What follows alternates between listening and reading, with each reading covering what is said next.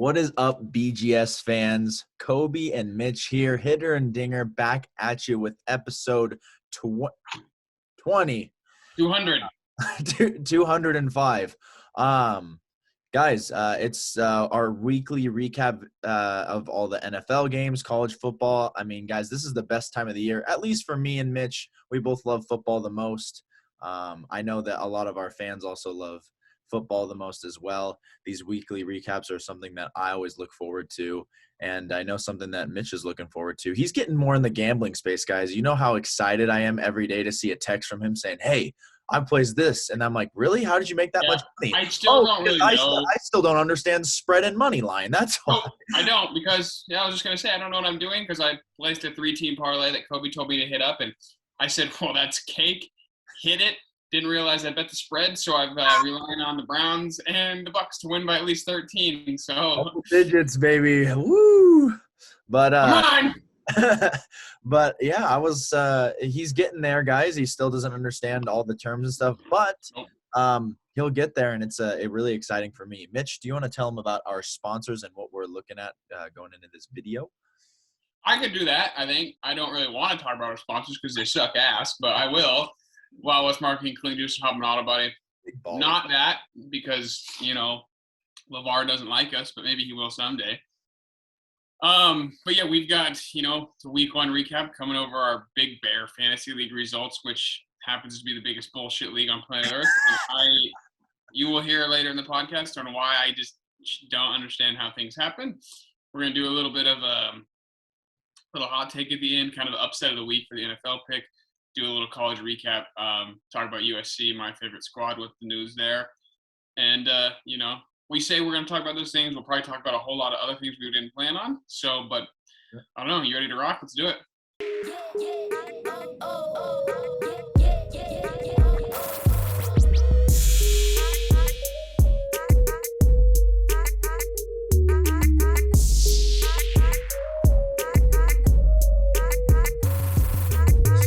The first thing I got, Mitch, the Stetson Bennett for Georgia.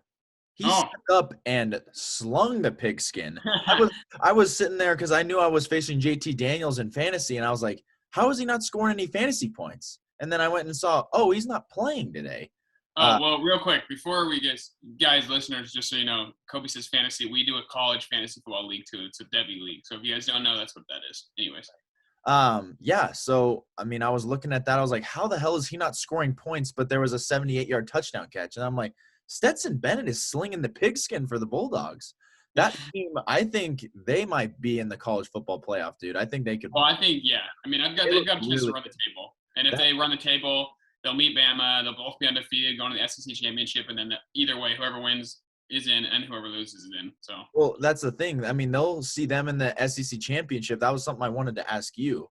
They lose in the SEC championship game, and they have one loss, but they also face one loss like Clemson, but they won their thing. Do you think that they get in because they beat them head-to-head? Obviously, right? You would think so, unless Georgia, A, gets their doors blown off, and B, Clemson just absolutely doesn't look back from here on out and just rolls everybody. Right.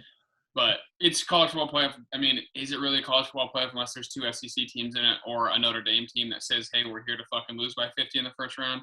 So speaking of SC teams, how about the USC Trojans? We want to jump right into it. Let's jump right into it. I mean, you can ask all my roommates, too, that we were watching the game on Saturday night. It was the nightcap. They call it Pac-12 after dark. Makes me kind of want to jump off this building right here. But I said to Levi after they lost, and I said, I think Clay Helton's going to get fired. And he was like, nah, I don't know if they did that early. And I was like, it's been a talk. The alumni has a huge poll of what goes on at USC. Former players, that were Reggie Bush, Matt Leinart, Lendell White, Keyshawn Johnson.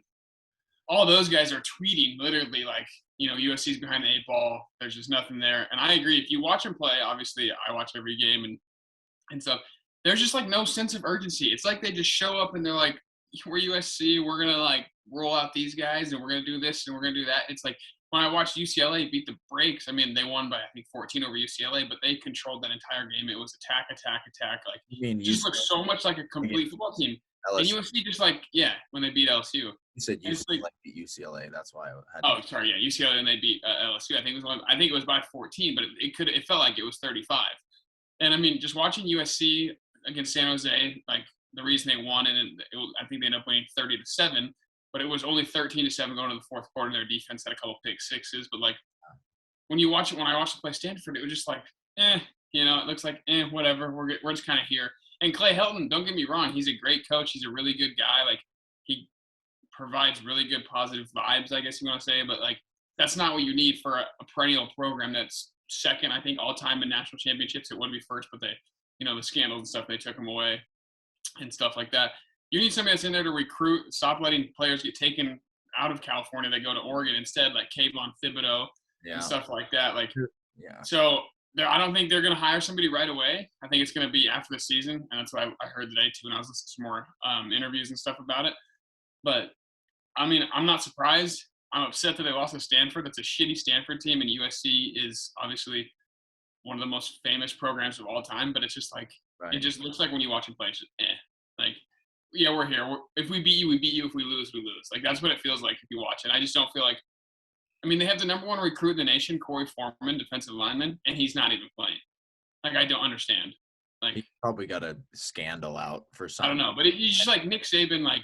There was 3 straight years where USC top wideout recruit did go to jail. Yeah, I know, but it's like, I mean, we do have Drake London and Keaton Slovis, so and we have like the talent's there. It's just I don't know. They just need somebody to light the fire their ass, and I hope Coach Pete comes out of retirement from Boise State. UW coach is doing whatever he does. He talks on Fox Sports. I was listening to an interview, maybe go steal James Franklin from Penn State because he's an aggressive recruiter. He knows what he's doing. He turned that program around in a heartbeat after they were in shambles. I mean, they were okay with Bill O'Brien, but nothing like they were now. Urban Meyer, yeah. I mean, fuck. After yelling at Trevor Lawrence and calling Trevor Lawrence is, if we're going to jump to the NFL, we might as well. So that's my USC tangent. Now we're going to the NFL. Yeah. Urban Meyer said Trevor Lawrence's 3 picks are inexcusable. Right. I'm not sure if Urban Meyer realizes that's a rookie in his first NFL game ever. Granted, the Texans, they suck. Maybe they don't. I have no idea what the hell. They're awful. But like, I mean, Urban Meyer, that's not what you say. You don't just say that. Yeah, Urban. Actually, no, we're not done with college football. Your thoughts, Oregon beating Ohio State.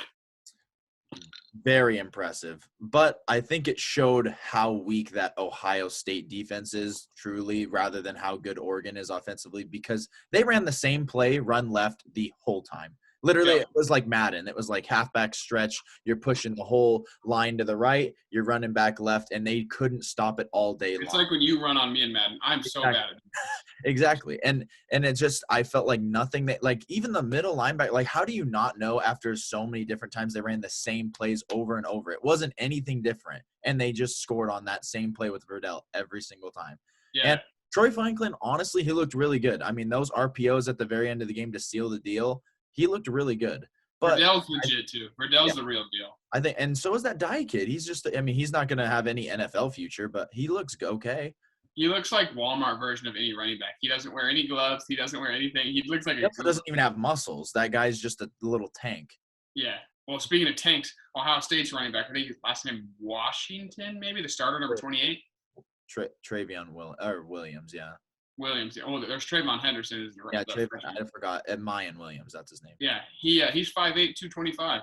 Yeah, that's a big boy. Yeah. But anyways. Anyway, yeah, that offense for Ohio State, I mean, I don't see any. Stroud played good, man. Just imagine, though, if the Oregon had their like the number 1 probably prospect in the draft in Kayvon Thibodeau, and then they had that middle linebacker playing. Justin Flo, who's arguably, they say, is arguably better than Thibodeau. Right, and then they also have Penei Sewell's younger brother, who's a stud on defense. I mean, this Oregon team, dude, low-key, if they win out, I mean, I don't see a reason why they shouldn't be in the college football playoff. Oh, if they win out, I think they'll be. I mean, it's very impressive. And they still have a 5-star quarterback on their bench right now, too. So they'll probably lose to, like, somebody they should. They'll lose some dumb game.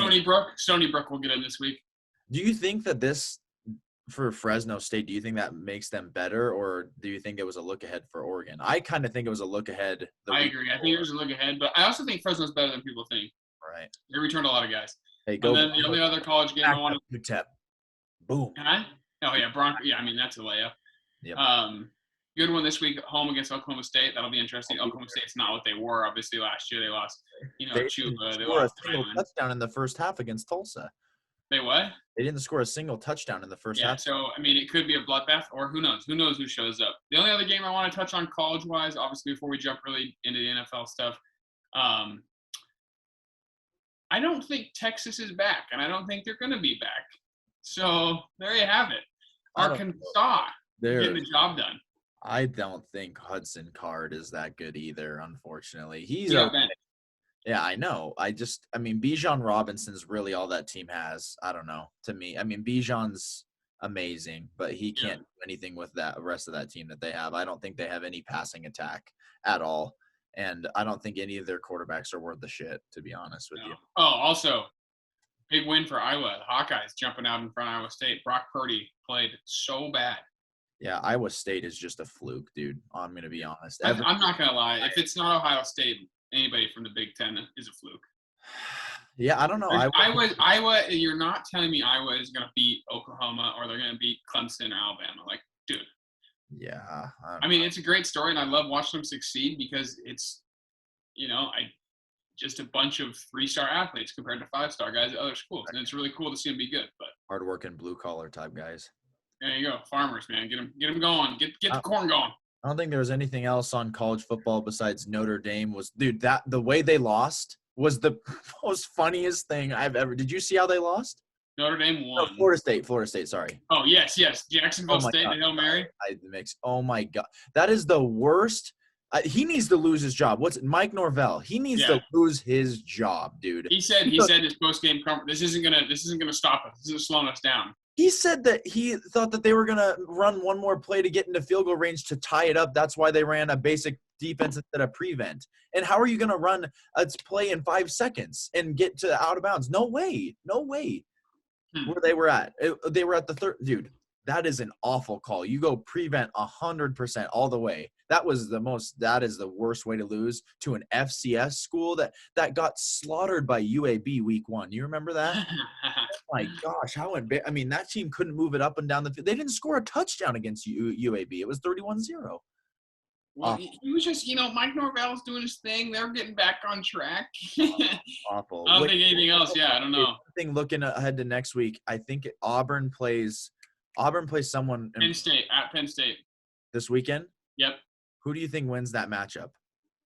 Did they play Penn State? Yeah. Auburn does? Yep. Oh, maybe. Yeah. Is that what today's going to be at? Maybe you were thinking Florida plays Alabama, so maybe you were looking at that one. Maybe. I don't. Let me pull it up real quick. I don't remember what the Auburn line. Yeah, Auburn does play Penn State. Damn.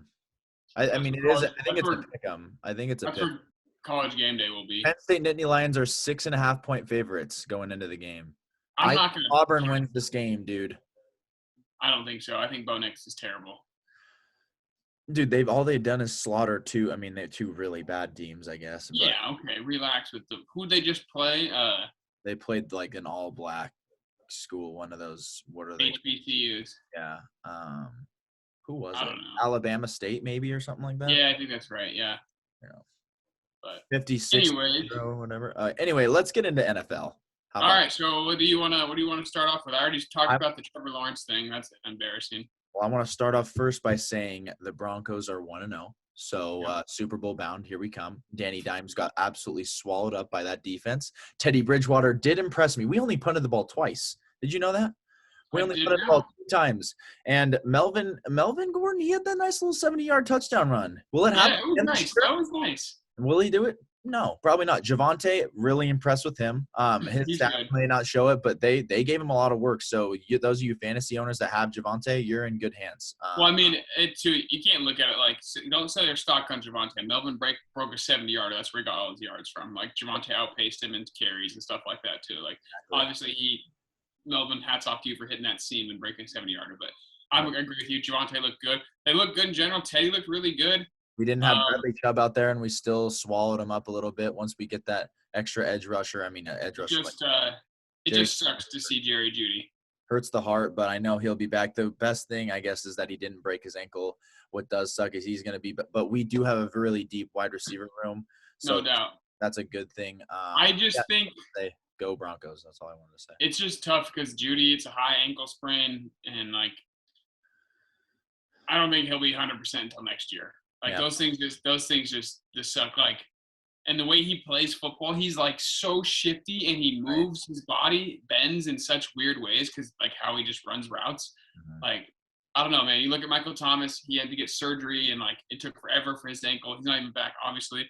Odell Beckham, like what 3 years ago, New York did the same thing, high ankle sprain, and just like derailed his season. So Hey, you let's hope for a guy like, and that was his best game. Like if yeah, you go, I guess quarter by quarter, like he was on pace to have his best game of his career already. He already had 7 catches, you know. he's gonna be so. So I it mean, sucks, but I think great I job. agree. That defense is legit. I think it's gonna be I think it's a battle for second place in the AFC West between the Raiders, the Chargers, and the Broncos. Well, I'm just gonna say this: our next 2 matchups are the Jags and the Jets, so should start off 3-0. Um, just gonna shake his head all he wants. But hey, how about let's get into the Jets? Zach Wilson for me before you go. I was honestly really impressed. They were taking shots down the field, and that's something you want to see. But I mean, he's a big time playmaker, dude. You can already tell. Does it suck losing Mekhi Becton? I don't know any more news on him. He looked like he was crying. That's I'm assuming that's season ending. I don't know Nope. anything else. Not It's 4 to 6 weeks, I think. Dislocated kneecap, going to have surgeries to remove some bodies in his knee, and also a sprained MCL. So we will have him back.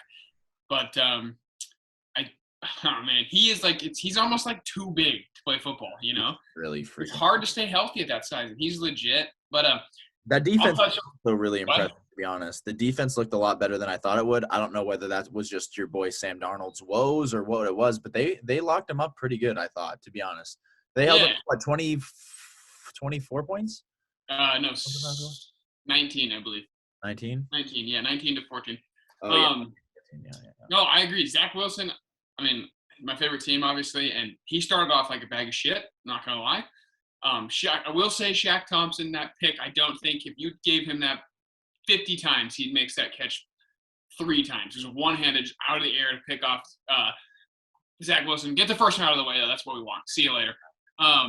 But I think he looked really good. The one thing I will say about him is he's not afraid to take the shot, and that's kind of what Darnold did too. Darnold not afraid, but I think he's obviously in a way better situation. Maybe not from like a team skill point, Right. but you got Michael Floyd, you got Robert Saleh, you have like competency at head coach and offensive coordinator, where you instead of Adam Gase's dumbass.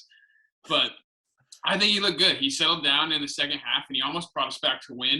And it was very hard for me to be rooting against either squad because obviously Jets my favorite team and Darnold's my favorite athlete. But from an overall standpoint, I was happy with how he looked. I think there's a lot of room to improvement. I think he needs to settle his feet down a little bit. He's pretty quick. I think he's going to be, I think touchdowns and picks will be pretty high on both sides just because of the situation he's in, and they're just going to let him go. They're going to let him learn, and I think that's the best way to do it. If you're going to throw him in, you might as well not put a leash on him.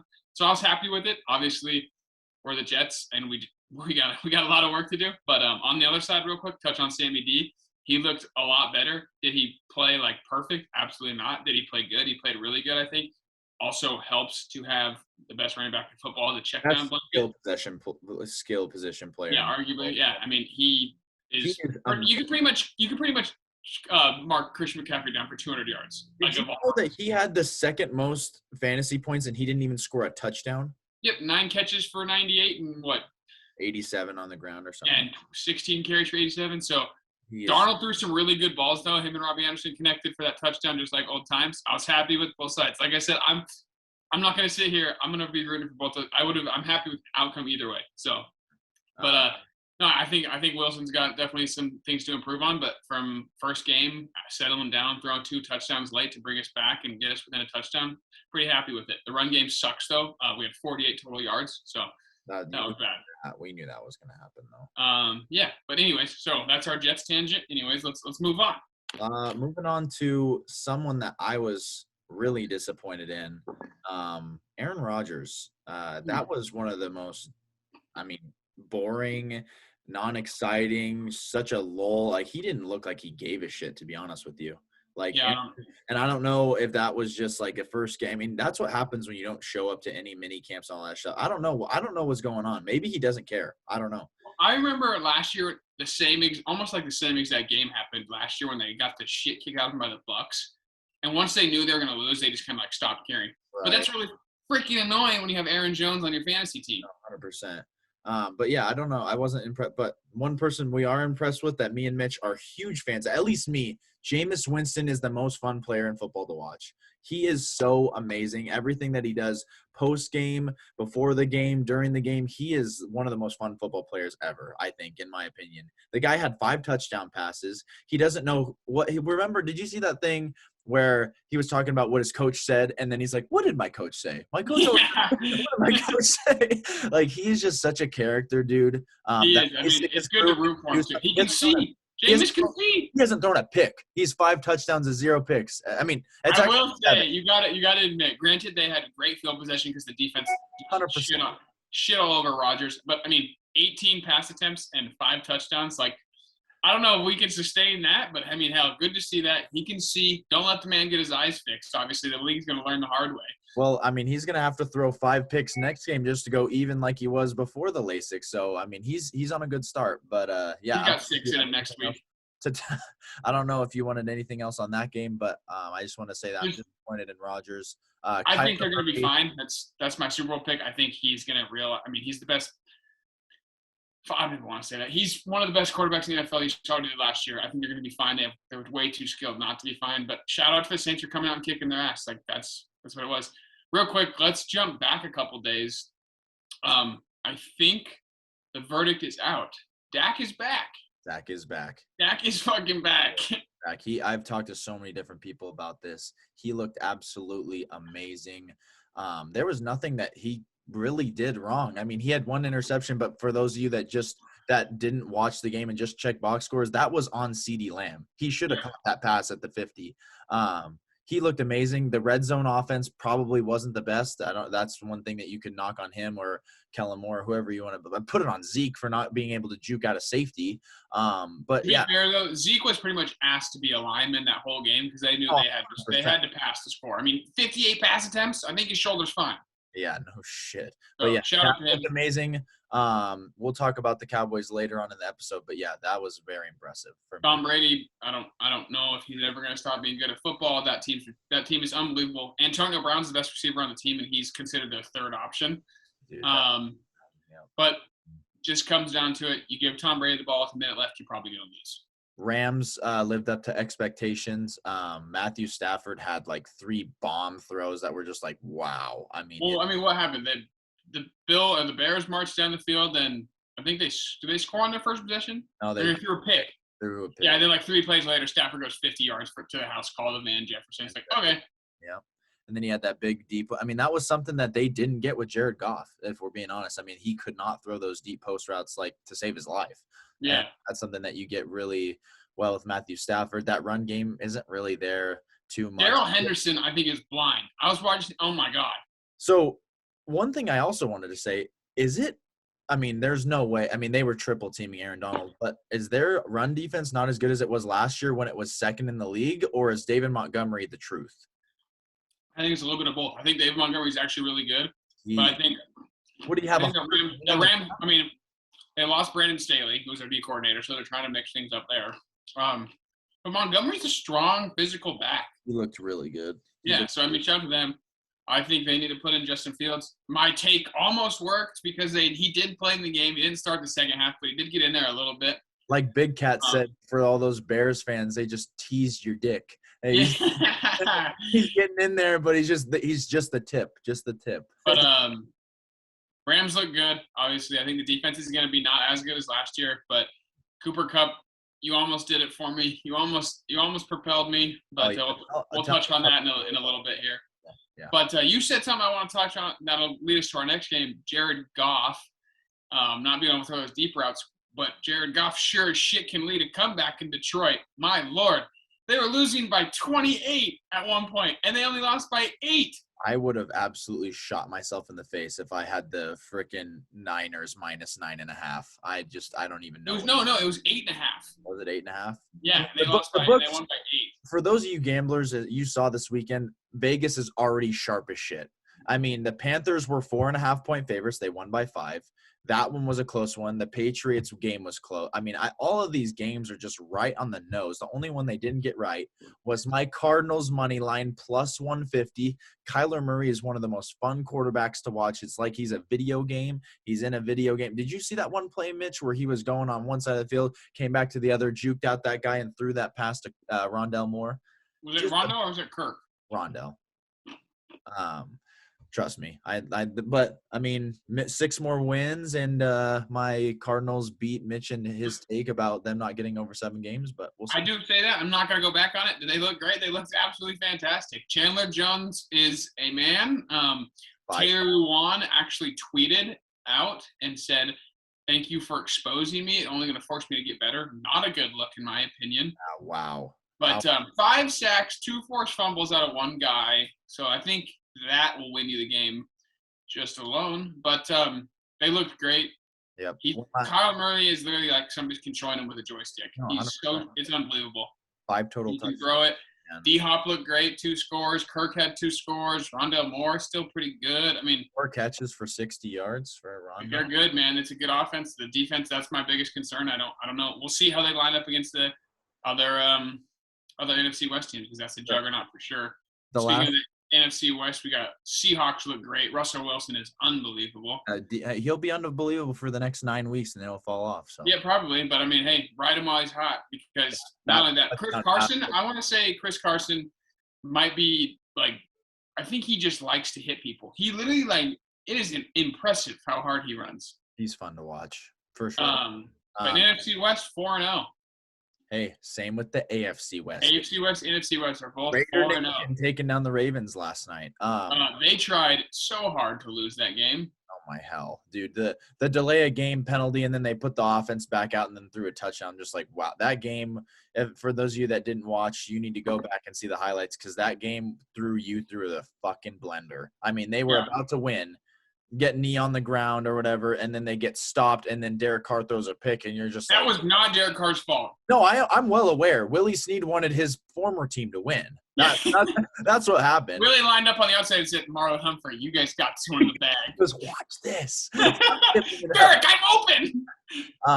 But one other thing, just last game I want to touch on, so we don't touch on all of them, but Patrick Mahomes and Tyreek Hill continue to be yeah, dude. I mean, that one pass where he's rolling out and then just throws it 70 yards down the field to Tyreek Hill. He's just like, and he even said post game, he goes, "Tyreek's somewhere down there. I hope he catches it." I'm just like, I mean, wow. Like, what do you do? What do you do with that guy? I mean, because the Browns look good too. They were running all over. Nick Chubb is a man.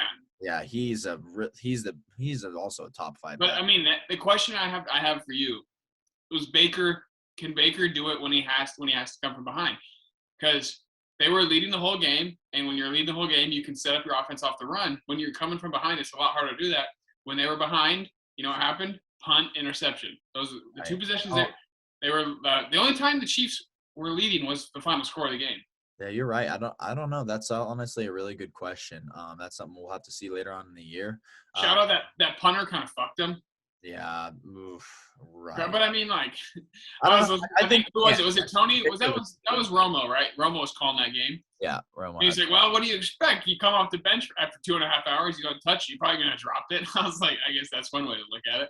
Yeah, and actually, one last thing, I keep on saying that, but the Eli and Peyton stream, I don't know if you were watching that one. Yeah. That was the most amazing thing Monday Night Football has ever done. I will watch that every single week if they can. The only complaint I have is I wish we could hear the sound of the game. See, I was fine without listening to it because I like listening to really knowledgeable people talk about football. Shout out my guy Charles Barkley. Is he gonna be overthrowing guys all night long? The thing is, they had Charles, they had Travis Kelce, they had Russell. They had really good minds of football players. Yeah, Ray Lewis, the serial killer. I mean, they had so many good people, knowledgeable players and stuff that have been in the league, and they are just so hilarious. Eli has a lot more of a personality than I thought. He's roasting on Peyton all night about his forehead. It was awesome. And then we were talking about his 0.0 QBR rating. Yeah, he goes, you usually have to have a couple if you have like an interception or incomplete, she's like, "No, I did it all." Because but yeah, that was good. I hope they. Last one I want to touch on, real quick. The Bills. What the hell was that? Josh did not look good. T.J. Watt was a man. Pay the man like they did. Yeah, that was a tough game for the Bills. Start off 0-1. Steelers 1-0. I actually, me and my buddies up here have this thing called the wonky bet. So you pick an upset for the week, and if it hits, you get $5. And that was my wonky bet of the week. Because I think it's really hard. You know me. I mean, if you listen to the podcast, I'll say it all the time. I think, I guess I haven't said this, but you got to have some sort of balance to your offense. They just don't run the football.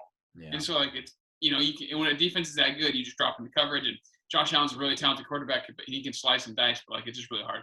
So, I don't know. It was interesting to see. Ben does not look good, but they did enough to win.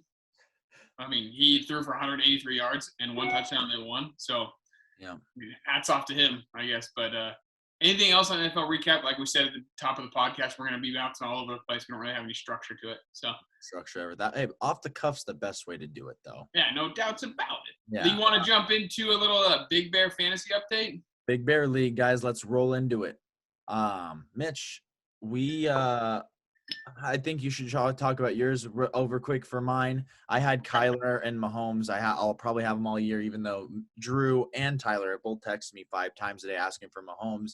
I'm going to keep them. I mean, it's pretty fun getting 80 points between your 2 quarterbacks. I don't know about you guys, but I'll let Mitch tell you how he did. I won my league, so 1-0 in the Big Bear League, which is the most important one in my heart. So that feels good. Well, before we dive into that,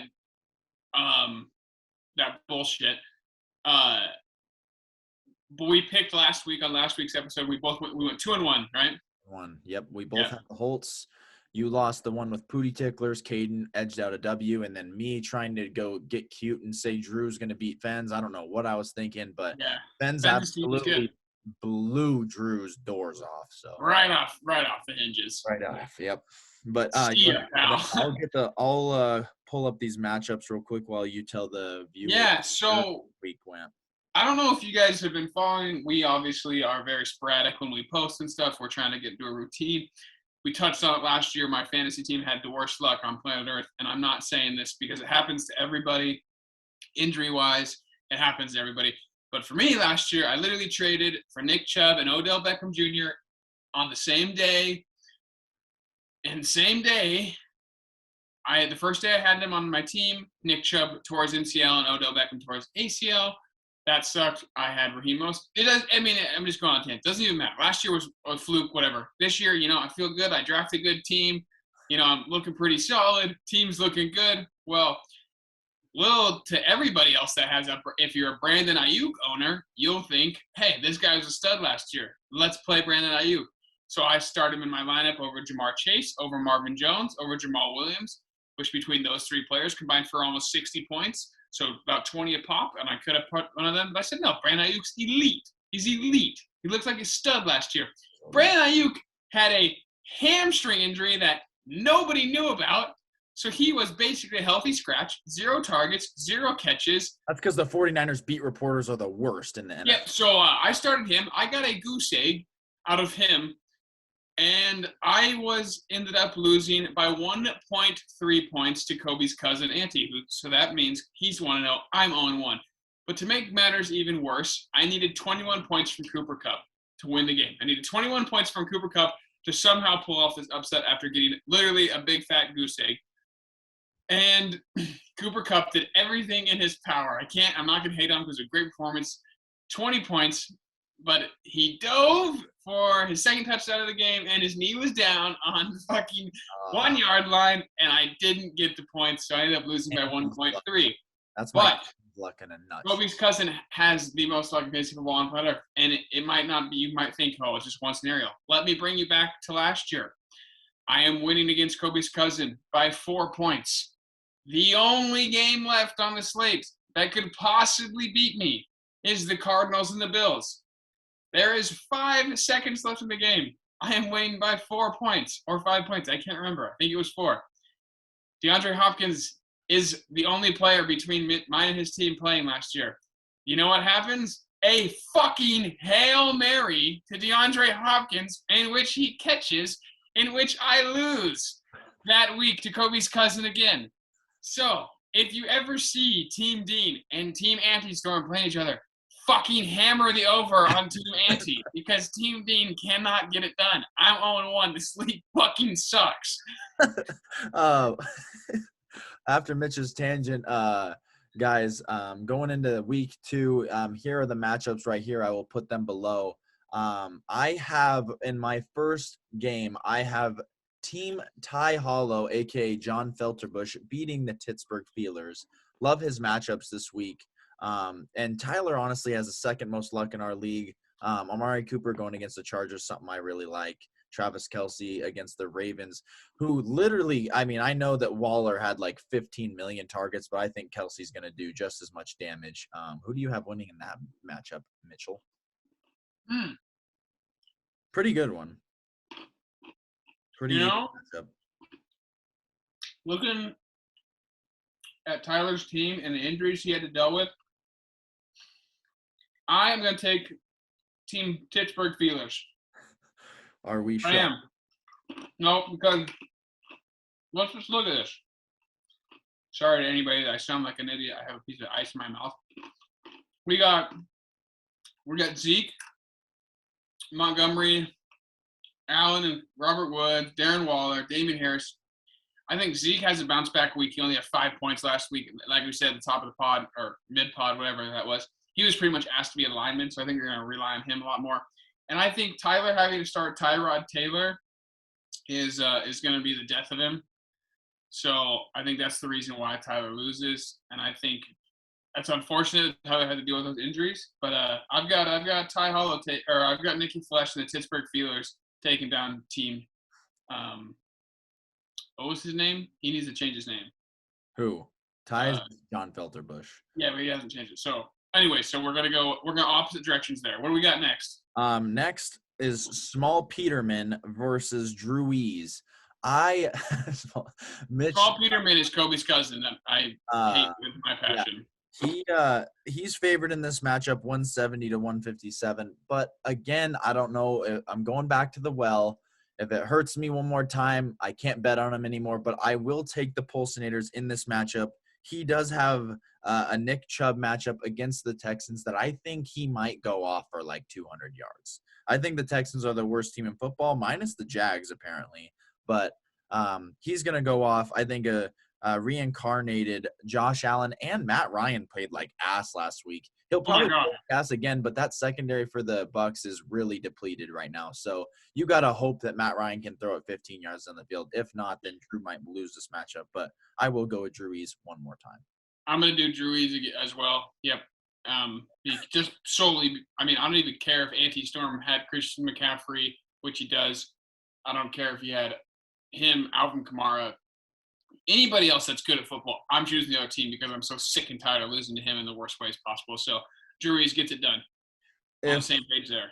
And I think next week, unfortunately, I love him to death. I know the matchup already. Okay, we won't. My roommate Brendan Duncan has no Romo, no Fens, and I think Fens kind of takes this one in the landslide. We will both take that one. Going into a new segment that we just came up with 5 minutes before the show because that's how we do things. I was driving home and I said, hey, this would be fun. So here's the new segment. The thing will pop up here. Wham. Kobe, edit that. Guys, we are going to be picking an upset of the week each week. Mitch, I will let you go first if you take Well, I think what we should do, upset of the week. If my upset hits, yours doesn't, I get a cookie. Okay. Cookie, right. Cookie every week because these flavors are fire. By the way, I know that we always do this, but backtracking all the way months ago when we did our mid-season MLB stuff, I did say that Shohei Ohtani would win AL MVP, and he is minus 12,000 right now. And Vladimir Guerrero Jr. might win the Triple Crown, and he still won't win the. That's unfortunate because I took Vlad, and if Vlad wins Triple Crown, that's bullshit. It is. I agree. But anyways, that's beside the point. Mitch, I love that idea. Would you like to do yours first? Okay. So, looking at the slate. This better not freaking be mine. Huh? This better not be mine, you son of a bitch. There's really not a whole lot of week 2 matchups that are like, oh wow, like that's quite the upset because there's a lot of decent teams going against each other. And you know what? I'm gonna do it because I've got faith. And you'll see my fandom showing. Jets over the Patriots. Okay. That's the upset of the week. Jets are gonna get to 1-1, and the Patriots are gonna be a team that are gonna be 0-2 that shouldn't be 0-2. Jets at home. Let's roll, baby. Let's roll. Give me a cookie. What do you got for me, Cobe? I've got the Dallas Cowboys beating the Chargers. That is not an upset. +3. That's bullshit. Why is that? Does it need to be an upset against Vegas? I guess. I think if we were to put a poll up right now, I think most people are gonna say the fucking Cowboys. Okay, let me. Whatever. No, pick it, you fucking douche. No, I'll do another one. Let me pull it up real quick. I mean, because I'm a gambler, I already took the Cowboys +3. I will admit I already took the Patriots -2.5 when the odds first came out, and now they're 6-point favorites. So, let me go find that NFL, because apparently I can't do +3 because that just doesn't sound like an upset to me. But I didn't know if you wanted. I guess that is an upset if Vegas has it like that. And like we said, Vegas is always on lock. So Kobe's upset of the week is the Cowboys over the Chargers. And he's going to throw a second one out here just for shits and gigs. This one's going to hurt me bad. I mean, it's not going to well, I'll cut out all this part. I will go with the Titans. The Titans over the Seahawks. That one, that's hard to stomach. That's hard to stomach. They looked awful last week. It hurts right in here. Hey, although this is not a thing that happens in the NFL at all. Look ahead. It's not a look ahead. I have no research to why I think they're going to win. I'm just not a huge fan of the Seahawks, really, and Russell Wilson's probably going to go all over them with the 12th man behind them. But I have a feeling that Vrabel is going to get this team going in the right direction. I don't think. I think they're going back. I think they're still going backwards after yeah. We will let you. Let's say this: your upset hits. Your first one was Cowboys over the Chargers. If the Cowboys absolutely blow the fucking brakes off the Chargers like they are capable of doing, we'll see. We'll talk. We'll discuss. Fuck the Titans. Ravens over Chiefs. Is that? Oh, wow. We'll do that. No way, Kimo Sabe. You won't allow that one? You won't allow that? Oh, you want that? Take that. I'll let you ride that all the way to the fucking piggy bank. Hey, that defense sucks ass, but hey, Lamar, I trust you so much, baby. Get it done for me. That's what we're going to do. Go Cowboys. Zach Wilson to the moon. Let's go. Guys, that will wrap up. Mitch, if you have anything else, but I'm assuming you're done talking over there. I think if we can revisit, I'm going to make a prediction for the USC football team, their next head football coach, and I want this to go on the record. So if I get it right, they have to hire me as ball boy. I think the USC next head football coach is going to be Chris Peterson.